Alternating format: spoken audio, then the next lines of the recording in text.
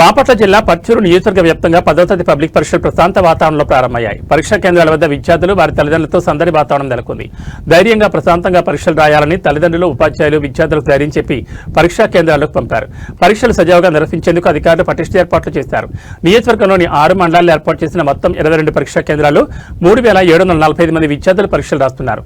పరీక్షల నిర్వహణలో ఎలాంటి అవాంఛనీయ సంఘటనలు జరగకుండా ఉండేందుకు పరీక్షా కేంద్రాల వద్ద పోలీసులు ప్రత్యేక బందోబస్తు ఏర్పాటు చేశారు. మాస్ కాపీయింగ్ జరగకుండా కట్టుదిట్టమైన చర్యలు తీసుకుంటున్నారు. పరీక్షా కేంద్రాల సమీపంలో ఉన్న పుస్తకాల దుకాణాలు, జిరాక్స్ సెంటర్లు, ఇంటర్నెట్ సెంటర్లపై కూడా అధికారులు ఆంక్షలు విధించారు.